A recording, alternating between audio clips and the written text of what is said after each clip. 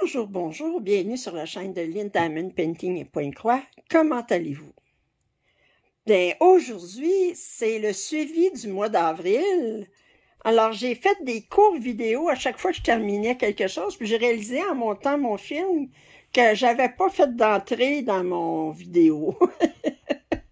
Alors, bien, vous êtes sur la chaîne de Lynn Diamond Painting et Pointe-Croix, et là, c'est le suivi du mois d'avril. Je vous montre mes chats en même temps. Je trouve que c'est plus intéressant que de me montrer moi. Fait que là, ben, je vous fais le suivi du mois d'avril.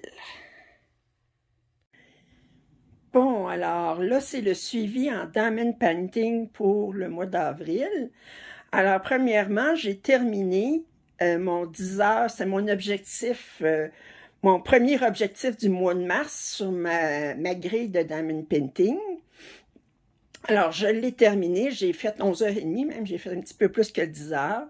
Je voulais terminer ma case. Fait que j'étais rendue à 4 cases et demie quand je l'ai pris.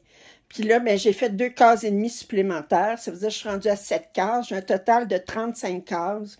Fait que j'en ai fait le 5e. C'est un DIY Moonshop. C'est Library Version A de Cherokee. C'est avec des diamants ronds. Fait que là, je vais vous montrer mon suivi que j'ai fait au niveau de Spirit of Flight de la compagnie dont je ne prononce plus le nom. Puis ça, c'est en diamant carré. Fait que je vous montre ça tout de suite. Bon, alors, le suivi pour le Pointe-Croix mois d'avril. Alors, on est le 8 avril. J'ai fait un 10 heures sur mon abécédaire. Alors, d'abord, je vais mentionner que c'est un abécédaire, c'est un patron que j'ai pris chez One Room, chez AliExpress. Originalement, il était fait par Prairie Schooler, mais il était vendu 3 lettres à la fois. Alors, pour faire toute cet abécédaire que nous avons ici avec 27 cases, ben, ça prend 9 patrons. Prairie Schooler est fermée maintenant, c'est une entreprise qui est fermée, mais elle a vendu son catalogue à un distributeur. Maintenant, j'ai regardé pour avoir les patrons avec 3 lettres à la fois, et chaque patron est environ 13 $ canadiens. Ce qui veut dire que pour avoir les 9 patrons, là, je parle pas du tissu, je parle pas du fil, mais ça m'aurait coûté au-dessus de 100 $ juste en patron. Fait que j'ai décidé, surtout qu'étant donné que Prairie Schooler comme tel est fermé, c'est juste le distributeur qui fait de l'argent avec ça. Fait que j'ai décidé de le commander sur One Room. Puis là, je vais revenir un petit peu sur l'abécédaire ici, puis avant de vous montrer où est-ce que j'en suis rendue. Puis vous expliquer une petite affaire qui m'intriguait, puis j'ai allée chercher ici. Alors, première des choses, on a la lettre. Attendez, je vais enlever le flash. OK. Alors, on a la lettre A qui est pour encre. Ça va bien. Oups, attendez. Pourquoi ça a changé? Voyons. Hop là, j'étais là. OK. Alors, on a l'encre ici. Puis ici, sur la lettre B, on a B is for blackbird. Alors, B, c'est pour oiseau noir. Puis je me demandais pourquoi on voyait des oiseaux sortis d'une tarte. Alors, j'ai cherché sur Internet, puis j'ai trouvé l'histoire. Ben d'abord, il y a une recette de blackbird pie, OK? Alors, tarte d'oiseau noir, mais qui est faite avec du poulet ou de la viande. Mais l'histoire de la tarte comme celle avec qui... voyons, attendez. Oh, il aime pas que... Attendez, il aime pas que je reste trop longtemps. Un instant, je vous reviens. Bon, j'ai pris une photo parce que là, sur le site, il n'aimait pas parce que c'était du Pinterest, puis il n'aimait pas ça. Bon, alors je vous reviens sur l'histoire du Blackbird. C'est que au 16e siècle, il y avait comme une délicatesse qui était offerte aux nobles de français. C'est que il y avait une pâtisserie qui était faite avec des oiseaux chanteurs vivants. Alors, pour vous dire en gros, c'est que il y avait une pâtisserie, puis au-dessus, ils mettaient des oiseaux vivants, puis ils mettaient un genre de pâte par-dessus. Puis là, ben, quand on ouvrait la pâte, ben, les oiseaux s'enfuyaient, puis en chantant. Fait que ça, il paraît que c'était une grande mode. Alors, maintenant, heureusement, c'est plus accepté.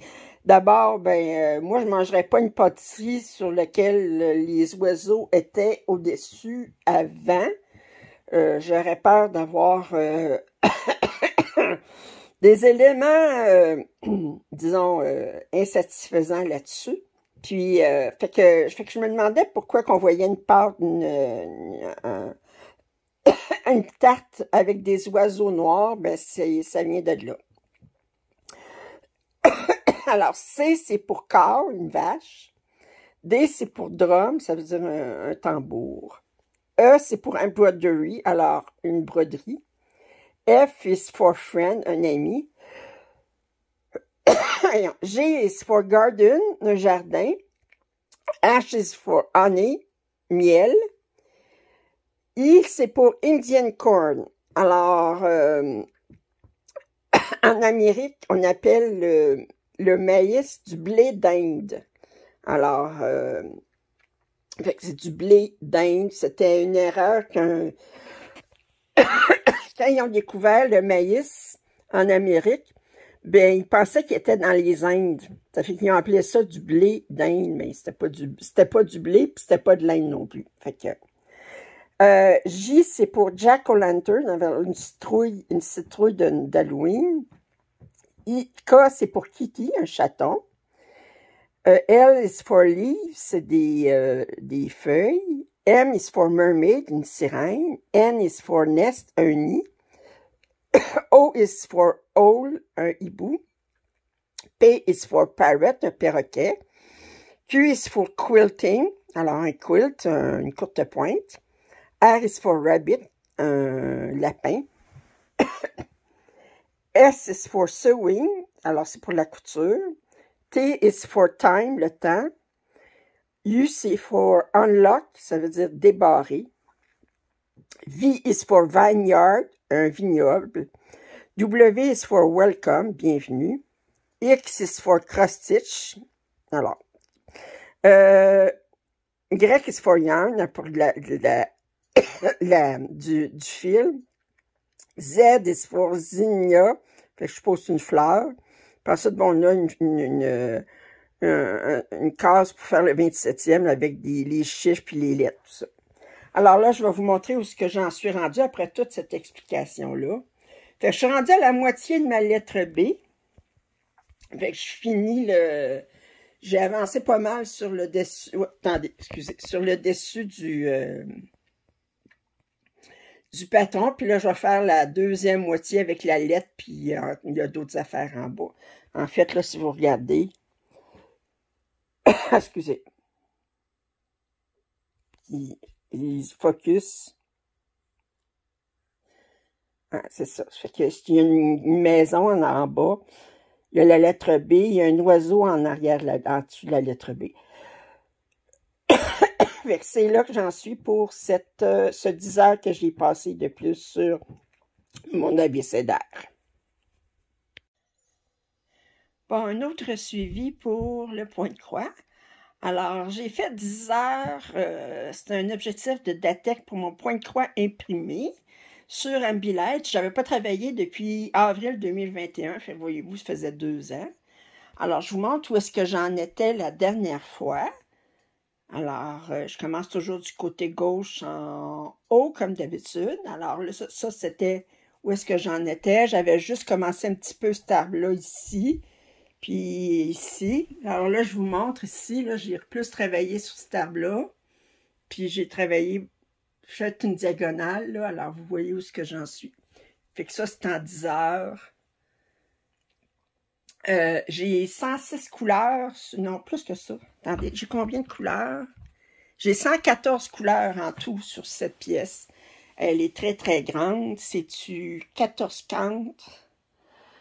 Alors, il n'y a pas de point arrière, mais il y a beaucoup de couleurs. Il y a beaucoup de nuances. Les verts, entre autres, là, sont très difficiles à différencier. Alors, au niveau des... fait que ça fait très, très joli. Fait que c'est ça. Bon, on est le 17 avril, puis j'ai pas pu résister à commencer A Quilt for Every Season, celui-là du printemps. Alors, c'est une courte pointe pour chaque saison. Alors, c'est celui du printemps. Fait que j'ai commencé, l'image n'est pas très bonne, là, mais vous voyez ça ici. Et là, j'ai travaillé 9h39 dessus. Alors, je vous montre ce que j'ai fait. Alors, j'ai fait, la zone que j'ai faite, ça équivaut à 2964 points, mais c'est pas 2964 points parce que ça ici, il n'y avait pas beaucoup de points de croix, il y avait beaucoup de points arrière. Ça ici, c'était complètement du point de croix. Je vais vous approcher, puis vous voyez comment c'est joli. Puis j'avais beaucoup de points arrière. Ça ici, j'avais quelques points de croix pour les fleurs, ici. Ensuite, c'était seulement du point arrière, fait que ça s'est fait très rapidement. Alors, fait que j'ai pas pu résister à le commencer. Fait que je voulais vous montrer ça pour mon suivi du mois d'avril. OK, alors j'ai terminé la fleur d'avril. Alors, je vous la montre. Alors, j'ai fait les 4 premiers mois. Alors, vous avez janvier, février, mars, avril. Alors, je continue à faire une fleur par mois. La fleur du mois de mai, ben, ça va être celle-ci. Alors, elle ne m'intéresse pas vraiment, mais c'est la fleur de mai. Il n'y a pas de point arrière, mais je pense qu'il y a quand même 14 couleurs, c'est surprenant. Je pense que celle-ci en avait 10 ou 11. Elle n'avait pas de point arrière. Celle-ci du mois de mars, elle avait du point arrière. C'est la seule à date que j'ai eu du point arrière. Celle-là, je n'avais pas. Fait que je continue avec mon suivi du mois. Je vous avais montré aussi, il y a une couple de semaines, mes débuts du 16 count, ma toile de 16 count, que j'ai appelée un château et montgolfière. Alors, j'avais fait comme 5 heures dessus. Fait que je vais vous remontrer pour mon suivi du mois d'avril en point de croix. J'ai pas retravaillé depuis dessus, mais alors c'est ça. Fait que c'est 2 brins sur 1. Puis je vous dis que je suis très satisfaite de la couverture et comment que ça paraît sur la toile. Je suis très, très satisfaite. J'ai hâte de commencer les personnages Disney au mois de mai, qui est sur du 16 count aussi. OK? Alors, dernier suivi pour le mois d'avril, pour le point de croix. Alors, c'est le début de ma case 12 de Alice. Ça fait que vous voyez, je l'adore parce que les couleurs sont magnifiques. C'est un coin où est-ce qu'on a bien des fleurs. Je vais vous insérer une photo que vous les avez déjà vu dans les diaporamas, mais une photo des cases jusqu'à 21. Alors, la semaine 21, c'était la semaine 7. Alors, je vais vous insérer ça tout de suite.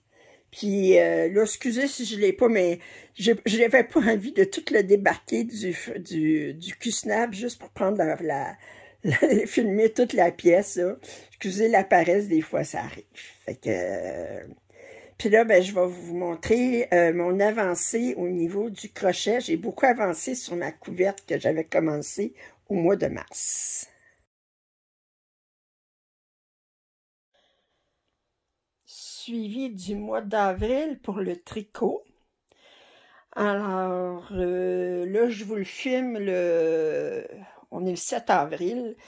J'ai terminé le Datec, l'objectif numéro 2 du mois de mars pour le tricot. Vous savez, j'ai une grille séparée pour le tricot.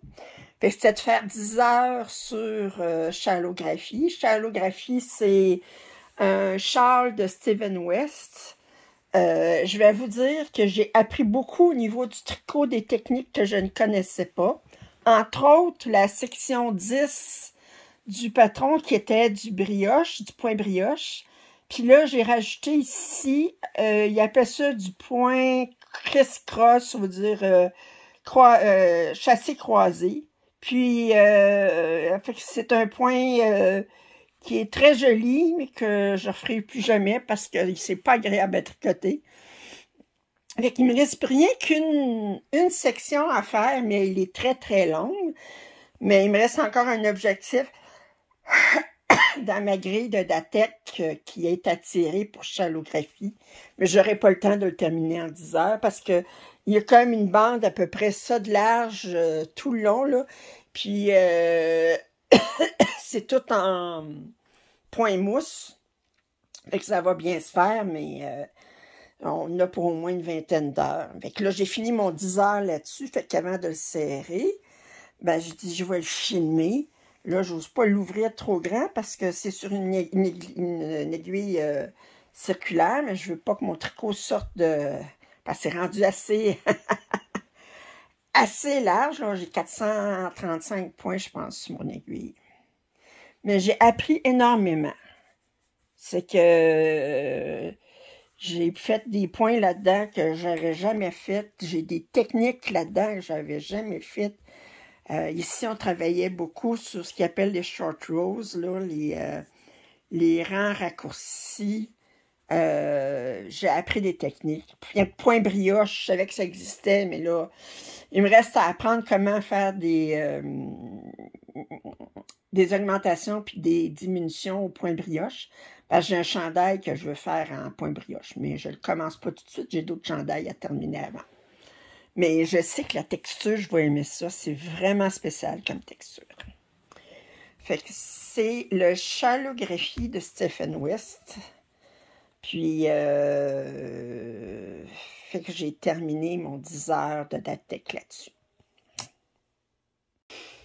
OK, alors au mois de mars, je vous avais montré mon début de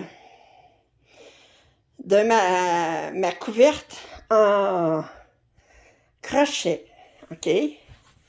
Puis là, bien, là, je l'ai étendu, si vous regardez, c'est mon lit, là. Je l'ai étendu, elle fait toute la largeur de mon lit, plus les côtés. Puis là, ben, on peut plus voir le motif. Voyez-vous le motif? Alors, ça fait des diagonales. Alors, un rang, mes diagonales vont comme ça, l'autre rang vont comme ça. Puis à un moment donné, ben, les diagonales d'une couleur se rejoignent, ça fait un losange. Je ne sais pas si vous trouvez ça joli. Moi, je trouve ça très joli. Mais je commence, là. Je me dis à mesure que qu'elle va continuer, là, c'est pas comme une couverte... parce que c'est un couvre-lit complet, là, qui fait juste que les bords. C'est pas un afghan. C'est pas... Puis qu'à mesure que je vais l'avancer, ben la couverte va être de plus en plus pesante. C'est sûr, probablement cet été, à un moment donné, je vais arrêter de la crocheter.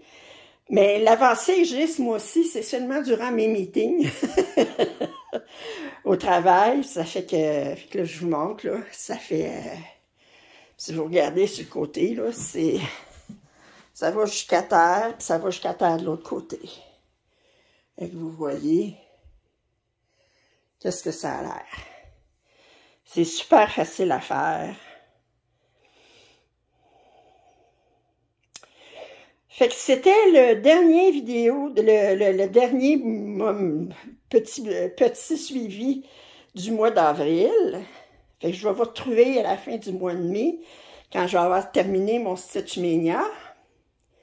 Alors, j'espère que vous avez apprécié. Si vous n'êtes pas abonné à ma chaîne, je vous invite à le faire. Un pouce en l'air, ça m'aide toujours. Puis je vous dis à la prochaine. Bye!